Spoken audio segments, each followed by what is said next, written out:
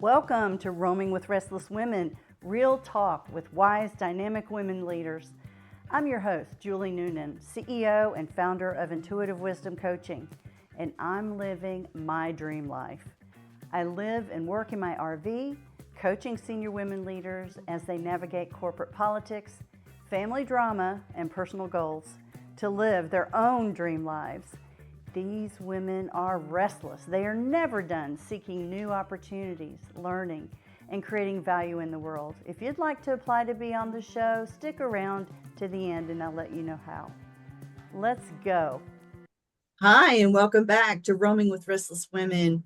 Today I have with me Andee Hart.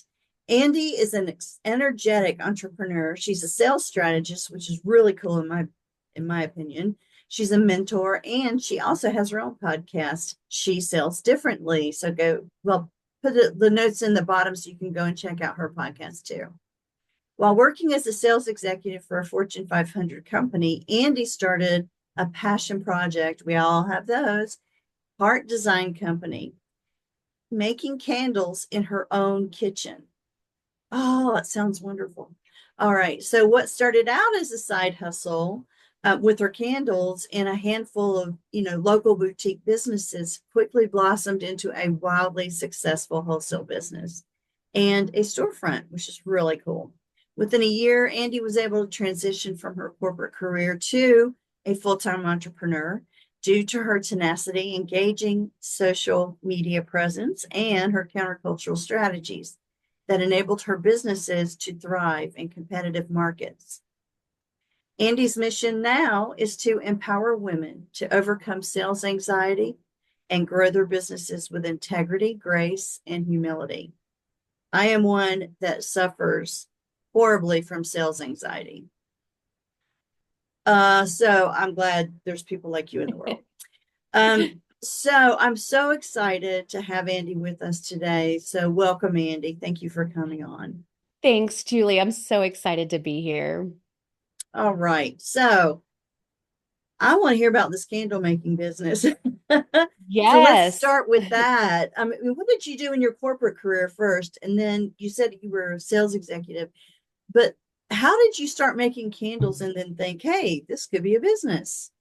Yes. Well, so first off, if you had ever told me that I would be in sales, I probably would have laughed because probably like Okay. a lot of us, like, you said yourself, I was one of those that thought sales, no, that just feels icky. It's uncomfortable. And I really stumbled upon a sales job right out of college. Wow. I had a professor that made me interview for a job with a technology company. I got the job, thought I would do it for a year or two. Well, 17 years later, I was still there. And Wow. I learned to love it. I learned to really embrace it and lean into it and learn to sell in a way that was comfortable for me, not trying to mimic what everyone else is doing. And I learned that I was successful. I was good at it.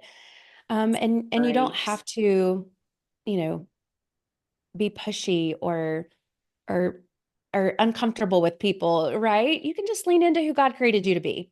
Yeah. And so all that being said, the pandemic comes along and we are all stuck at home. And they always say when you have a very business focused job, you want to use the other side of your brain on your off time. Oh, yes.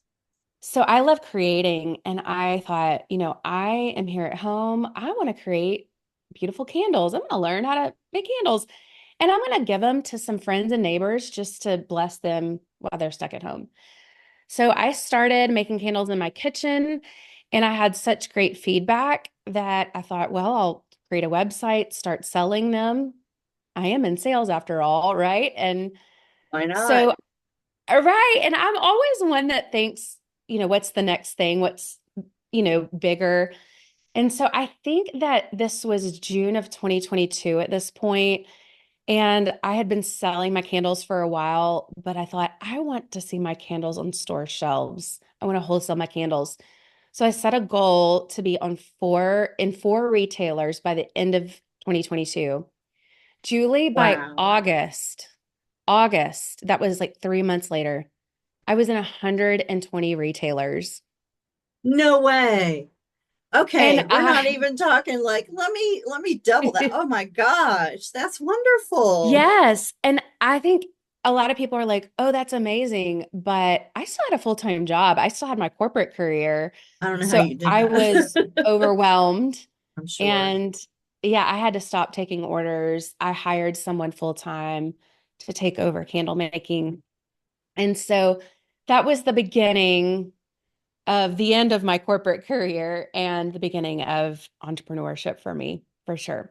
So, yeah, it was a crazy, crazy journey. I've made a ton of mistakes in just the growth process there, on how to scale a business, but and probably left a lot of money on the table with how fast I scaled. But it has been so much fun. I never thought I would be in candle making and have candles all over the world, literally. So, Okay, so that's a huge jump in a very short period of time. Tell me a little bit about what were some of those lessons that you say that you learned? this is the by far the number one lesson in that I think whatever industry you're in, whatever job that you do, but especially when it comes to sales, number one lesson that I learned, and I remembered from my early days of sales, I didn't start off in my career as a great salesperson. In fact, I really think I tanked at it. But what I did is I was consistent and I persevered. And I remember a mentor early on in my career saying, and he wasn't even a business mentor. He was a pastor of mine at my church at the time. And he said, I think it's attributed to Albert Einstein. And the quote is something like this: if you continue to do what you've always done and expect different results, that's the definition of insanity. And so I remembered that. And I thought, well, if I continue to do what that have the same approach with my customers and expect different results, I'm not going to get them, right? So I've got to tweak my approach. And so I did that in my early sales career. And I learned to just refine my approach. And finally, what I was doing would start resonate with people and they would start buying. And so that was the same thing when I first started wholesaling my candles. I will tell you that 3 month jump, that first month, I had zero wholesalers, Uh-huh. zero. That second month, I think I had one. It was that third month, because I kept refining my approach, that it just took off. So I think people often say, wow, you just really knew what you're doing. It's not that I knew what I was doing at first. I persevered and I didn't let the no's or the crickets, Yeah. stop me. I just continued to refine my approach and tweak that until it started resonating with my ideal customers and they started responding. And sometimes that can just be a small little change in how you word an email or follow up. So Hmm. that is like the number one lesson that I have learned in sales and that I always tell my listeners and tell my clients: never give up, Hmm. never give up. So, That's the one thing is you can give up on a specific approach because yes. it's not working, but you don't ever give up on your ultimate goal. Yes, you pivot. You Maybe I should pivot, reword that. yes. Pivot your approach. You don't give up on your ultimate goal, but if you can make that little change, and I always say little change, you don't change everything because then you don't know what it was that you did that made the difference, right? Mhm. But you just change something little and you test it out. And when you start to see the responses that you want and the difference, then you really hone in on that. And so I have seen that time and time again in my own career. And then I see it with my clients, and they'll just make little tweaks. And it could be little things, Julie, like changing little words. And that's the beauty of the art of sales.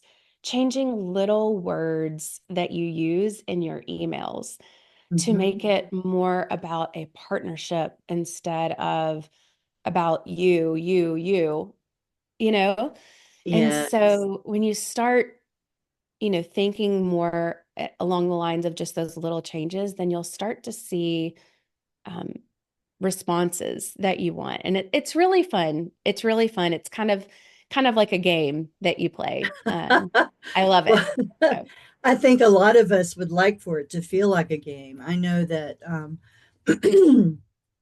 that's been the hardest thing for me moving into entrepreneurship is keeping in mind that if you go at it from like most people, I think, who really dread sales have a scarcity mentality. yes. So this is what at least I have run into is that, oh my God, I've got to feed my family, or, they come at it from a desperation or a scarcity mindset, as opposed to things are going to happen the way they happen. I can only control what I can control. And my attitude is I am abundant, I am full of gratitude, and I have things to share that will Yes. help others. It's all about the other. Even if you're selling a can of pork and beans, it's Hmm. about will this nourish another person? So it's really all in my mind. It's the way that you approach it. Yes. So that really gets into where I focus on value-based selling Yes, and selling yes. from a place of integrity and grace and humility. Because if you look out there at, all of these sales trainings and different things, and I kind of use the words bro selling because there's a lot of, Yes. and listen, I learn a lot from them. I really do. And I won't name names, but I see these ads like on Facebook and different things, and they are selling their coaching programs while they get in their $1 million helicopters or planes or whatever. Right. And it feels so inauthentic. And I'm like, listen, like, this just feels weird, Yeah. Yeah. Because to your point, so many of us, it's hard. And my ideal clients are thinking, I just want to pay my bills this month. Yes. And so I am, and so many of my students are candle makers because they have seen what I've done with my candle business. But what I always say to them is that no matter what product that you have or service that you offer, when you have a product or service that brings value to other people, Hmm. you actually owe it to the world to share. You owe it to the world to share about it. If it can Yes. bring value, if it can help them, then you owe it to them. That does not mean that when they say no Hmm. or they put an objection out, that you have to be icky about it and keep on and keep on and keep on. There's ways that you handle that, right? But Right. there is room for you. There is room for you. It is not a scarcity um, marketplace. And I Well, and hear, if okay, so for coaching, which mhm, is what both of us do, is just inundated. There's everybody and their brother is a coach, right? And I think one of the hardest things about being a coach is that it's starting to have that kind of, um, oh, everybody's a coach. It's starting to be almost commoditized, like a candle. There's a million gazillion candles. How do you make your candle unique enough that a retailer is going to, take your candles and put them on their very limited shelf yes, space? So how do you consult with your clients about finding their uniqueness, even when there's so many candle makers out there? There's so many candles out there. yes. That It's is got to be such a great difficult. question. This is probably one of the number one questions that I get because Julie, if I had a dollar for every time someone has said the candle market is saturated, Oh yeah. I would be rich. I really would. Yeah. Here's the thing. I have coached hundreds of candle makers at this point, and every single one of them has their own unique take, whether they realize it or not, Right. on their candle brand. It could be everything from the vessels that they pour their candles in to the story of how they started their candle business Mm-hmm. to the mission that they support. I'll give you some specific examples from my That would be client. great. That would be great. This episode is sponsored by me. So, as a special gift to you, our listeners, I offer a free one-on-one 15-minute breakthrough session. Bring a problem and experience how coaching works to see if it could be of value to you. Sign up for an available time on my website, intuitivewisdomcoach.com. So I have one client, she started her business because her family, she loves lighting candles for her family. Her husband experienced headaches. And so a lot of the fragrance oils that are used in candles Yeah. can really trigger migraine. So she set out to find the purest candle ingredients, from the oils to the wax to even creating reusable, refillable candles. So everything is sustainable, which is very much so a trend right now. Oh yes. And so that is what her candle business is, her branding and her candle business is founded on. And she's wildly successful. And then I have another client, her husband was in the military. And so everything is branded around the military. Uh-huh. And it veteran, supporting Mhm. veterans. And so it doesn't even necessarily have to be about your candle itself. It could be about the packaging. It could be about your brand story. It could be about what you support. And I think that that is the same thing if you are a service-based business, because even though I'm a sales coach, I focus on coaching product makers how to get their products, how to wholesale their products to retailers. Yeah, So it's what sets you apart and your story. absolutely. And as we were discussing before we got on together onto the podcast, the whole reason why I am doing what I'm doing and doing this podcast is because of my affinity with senior level women who in some way have run into ageism or felt that they've become Yes. invisible because of their age and situations around that, um, and who literally don't feel any different than they were when they were 25, 30, 40 at the top of their game.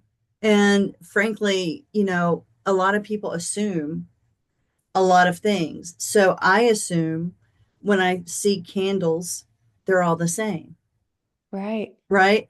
And so it is true that there is something unique in every single person, especially entrepreneurs Yes. who feel like they have something to give back, something to that they're trying to achieve. You have to have that kind of drive to be a Yes, successful absolutely. entrepreneur. You really do, because it's really, really, really hard work. Oh, you're telling me. Oh, It yeah, is. It is. really And I hard think, work. a lot of people, they want to leave their corporate job to have that freedom. And it's very true. Hmm. Um, but, I find myself working more. However, I love, you know, having just the excitement to wake up at 5 a.m., excited about what you're going to do for the day Okay, is I'm not a 5 a.m. person, well, just I'm to not tell you. either. Let me clarify, I'm not either. But you are my point is you're excited about what you Yes, do. That's irreplaceable, you know? totally. And it could be within a corporate, organization. Yeah. It, you really, when you find the thing that lights you up and jazzes you up, Yeah. It doesn't matter where it is. If you're an entrepreneur, if you're a corporate citizen, if you're a Yes. government official, whatever it is, if you're excited Yeah. and that's something that you love to do every day, it doesn't feel like work anymore. What a joy. What a joy and a gift. The entrepreneur adventure, however, is a freedom of a little bit of different kind, meaning it's really not as much. I think a lot of people just think entrepreneur that you're free, your time is unlimited and whatever, whatever. For some people, that might be true. Right. Um, but for most of us, we're working more, but we're Hmm. working at something that we love. That's a big difference. And the third thing is, no one else sets my rules. Right. And if you're, I'm a rule breaker big time. I have to know the reason why you're imposing a rule on me. And that, that can get you in trouble when you're having to be part of a system. Right. Yeah. So, how have you found what have you found in your transition from making the candles kind of yourself? I'm assuming that you're obviously still running that business, but Yes. moving into the coaching space and helping others. What was the trigger for that? Yeah. So what I really realized is that I was one of those, going back to your previous comment about even finding joy in what you did in corporate space. I really enjoyed what I did. Mm-hmm. Spent 17 years and managed some of the largest accounts for a Fortune 500 company. I loved it. I loved Mm-hmm. my customers. I loved it.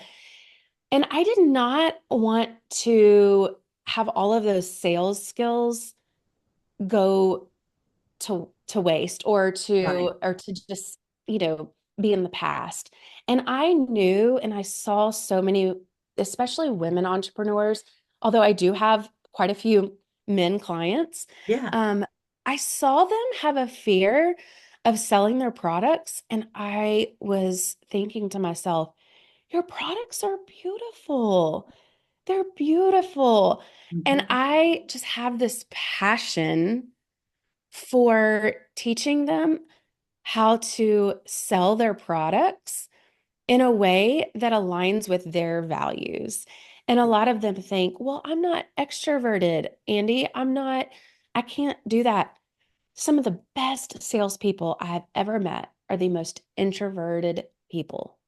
And so Yes. teaching them how to sell in a way that aligns with their personality and that brings them joy is so much fun for me.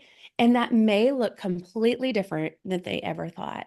And Yeah. so getting to work with entrepreneurs and just see the light bulb come on is that just brings me more joy and excitement than I thought was even possible, when I was working in corporate America. So, Absolutely. And you're right. I mean, the key to all of this is loving what you do and loving who yeah. you do it with or for, Yeah. So tell me about, I hear a lot, I've heard a lot from you about uniqueness and authenticity and values and values. Hmm. Um, I would assume that those are kind of the red threads that run throughout Yes. your life, which is usually what I have to ask people. So congrats for already having that front and center. But what has been the most challenging thing for you, either personally or professionally, as you've made these moves over your career? Mhm.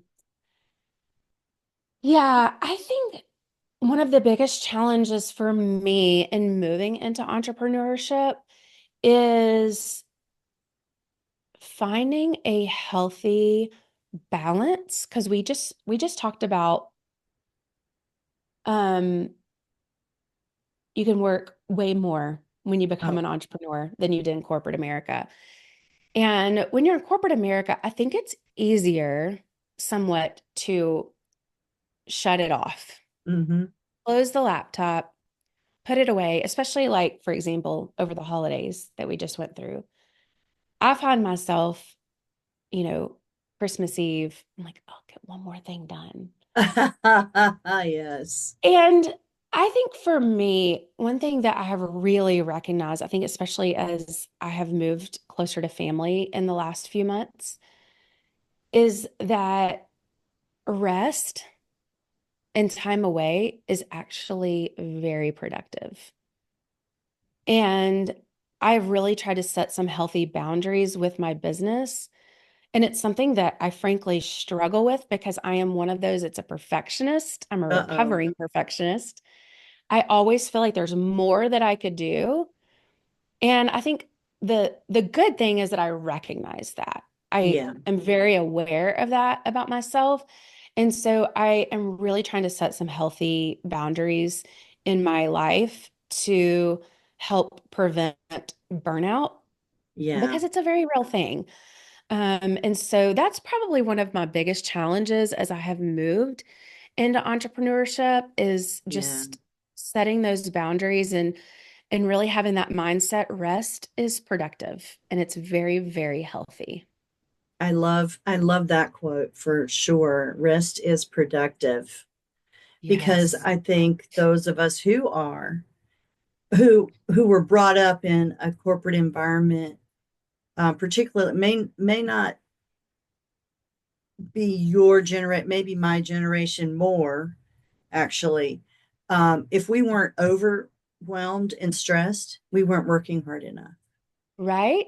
Yeah, if we weren't there after hours or checking in on the weekends, we weren't working hard enough. We weren't contributing enough, Yeah. regardless of the fact that we were getting all of the things done that we were supposed to get done, and we could do that within whatever hours. I don't believe in hours anymore, but whatever hours they gave you.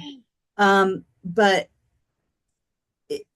in addition to getting our actual jobs done, it was expected that we did more and more and more, Always. always. Hopefully that has changed, I think, with this generation and also with COVID. I think that mindset has changed, Yeah. um, simply because you can't see when somebody's at their desk at 7 o'clock at night. I still Hmm. have people, though, every once in a while come to me, and I don't know if this happens to you, and they say, "You sent, I sent you an email at 10 last night." Like, well, good luck. I'm not seeing it till late the next Right? morning, if then. You Yeah. know? Anyway, Yeah. I digress, and I do that a lot on these. Sorry, because it's just such a great conversation. It is. And well, I will take this a step further because even talking about rest, I have found that the times when I really take the time to rest, it's when the creativity for my business, like my mind has time to settle and the creativity for my business. But if I'm checking my email at 10 o'clock at night, my Yeah. mind doesn't shut off. No. And here's the funny thing, Julie.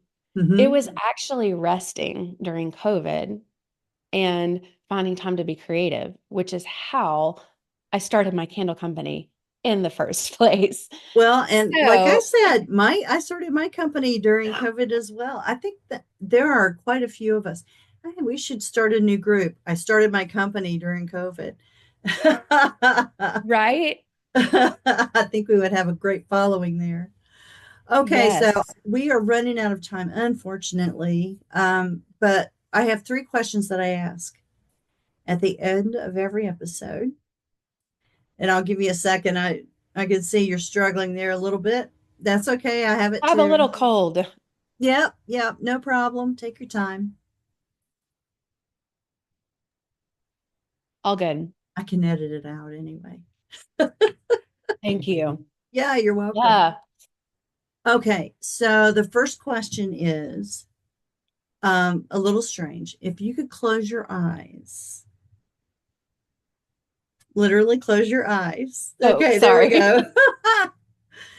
um, and describe the picture that appears in your mind when I say wise woman. Open your eyes and tell me about her.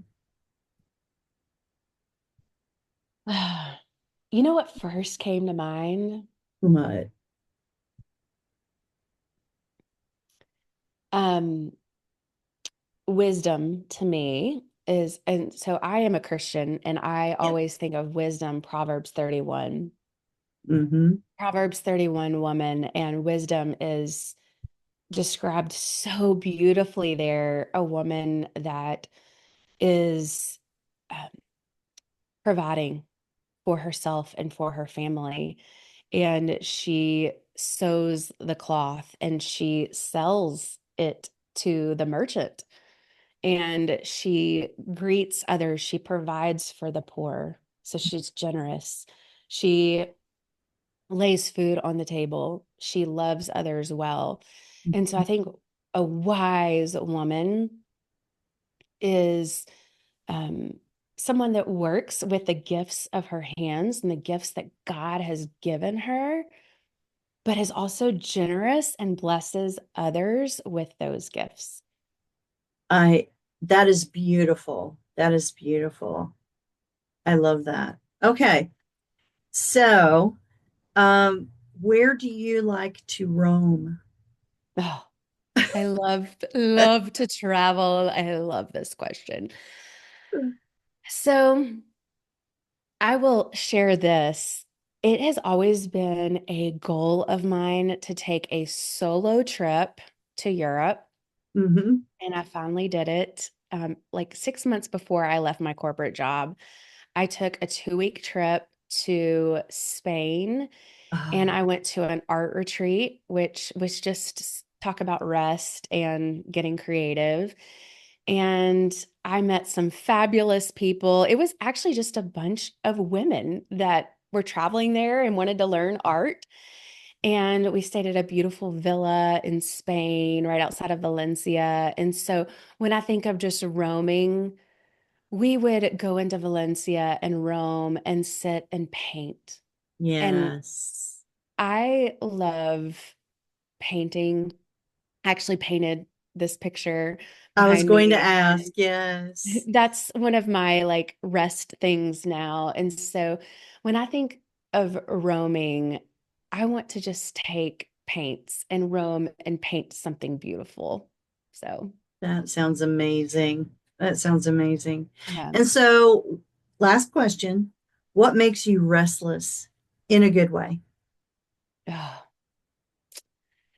what makes me restless in a good way? I think ideas, all the ideas in my head. I laugh because I was Yeah. sharing with you before we started recording. I just moved to be closer to family 2 months ago. And I was sharing with my mom as I was packing. I have in my office closet here about 20 notebooks full of ideas. That makes me restless in a good way because I want to implement those ideas and share and be a change maker.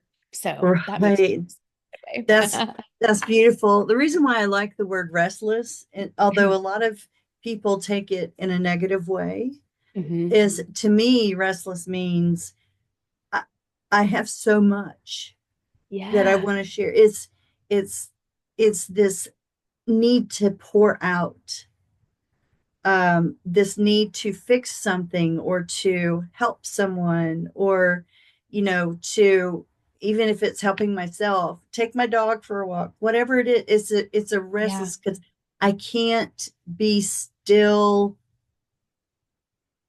for no reason. Yes. I can be still to rest. I can be still, to meditate or to just take in nature. I don't have to be doing something. I'm not one of these people that, has to be doing. My sister's like that. Right. I don't have to be doing something all the time, but I can't, if I know that there's something that I can do, either to help or to produce something cool or to move something ahead, I'm restless that way. Yes. And Yeah. I think I it's love a that. it's a positive thing for It for is. us to think about. It Yeah. is. All I love right. those Well, questions. Andee, I have one final, question for you, and that is not one of my three questions, but the final question. How can people get a hold of you, and where can we buy your candles and or talk to Oh, you about coaching? Thank you so much. Yes, so my candle company is Hart Design Co. and it's Hart, H-A-R-T, like my last name, heartdesignco.com. And Mm-hmm. then my coaching business for product-based businesses is andeehart.com. So ANDEEHART.com. Perfect. We'll make sure and get those into the show notes. And thank you so much. I think you have just been Yes. lovely and sharing. And I love the way that you talk about sales, not as icky sales, pushing Yes, yourself on people, but in offering the world your uniqueness. I think that's amazing. absolutely. Thank Thank you you so so much, much, Andy. Julie. All right. Have a good one. Julie Noonan here. Thank you so much for listening to Roaming with Restless Women. If you're a successful senior woman leader who would like to be on this program, please visit podcast.intuitivewisdomcoach.com. If you enjoyed this interview, please share this episode on social media and make sure to subscribe so you don't miss any future episodes. Your thumbs ups and reviews go a long way.